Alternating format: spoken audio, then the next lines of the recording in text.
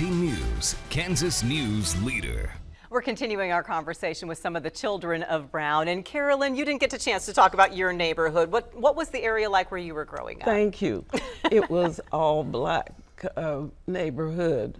We're part of Redmondville, Sandtown, North Topeka, and so the Exodusters settled there, quite a community. So on both sides of my neighborhood where I played and did were black folks. So a little bit different. So yes, integration was a little different for you, exposing you to different kids. It was, and I was blessed too that I was at McKinley, all black students, all black teachers from kindergarten to the 6th grade. Integration for you though, Bernard and Dale, you'd said that your neighborhoods were integrated, but it wasn't perfect. Dale, what are some of the experiences when the school followed suit and integrated? Well, after we went to the new school, there were situations at the old school, the black schools. It was a given that when you're outfield, you shared gloves, bats, when you're up to bat. When we went to the new school, we were told by some of the students that they were told by their parents not to let black kids use their gloves or what other equipment that they had. If there was an altercation on the playground, it was often understood that it was the fault of the black student from the administration or teachers.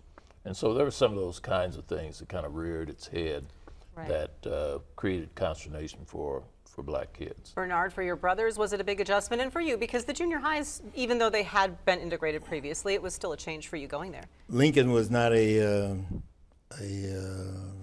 difficulty for them at all, unfortunately, and I won't go into that. That's their story, I guess. But East Topeka, of course, was just like my neighborhood. Just like going in the backyard and playing with the group of young people. So.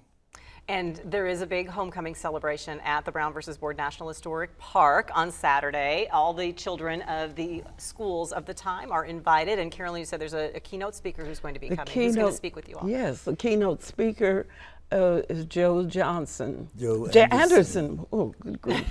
Not Johnson. Joe Anderson. And he was a graduate of West Point Academy, and he now he's the CEO and majority owner of a business that I forgot the name of. But doing very well. So it'll be interesting to hear from all of you. We only have a few seconds for each of you to share this one final thought. Bernard, what's the lesson you hope people remember from Brown? Oh goodness! I know you only have like 10 seconds to say. It's an important one. Can we pass it? The important lesson to remember from Brown is that we're all in this together, and we all have to survive together. Beautifully. And we all can survive together. Beautifully said. Dale? I think education is something that doesn't have a color. And I think that wherever there are people willing to teach, students willing to learn, the best effort should be put out by everyone, and that all will benefit. Absolutely. And Carolyn, a few seconds left for you. Relationships. We are blessed that we have wonderful relationships, and that's what I'm hoping with integration, that our children today will have relationships that carry on the rest of their lives. Well, we are blessed that all three of you have been part of our community for so many years, and that I've been able to know you as well personally. I just appreciate all of you. Carolyn, Dale, Bernard, thank you so very much. A list of events to celebrate Brown versus Board is on WIBW.com, and we're going to find out what the weather has in store as we head toward those celebrations next.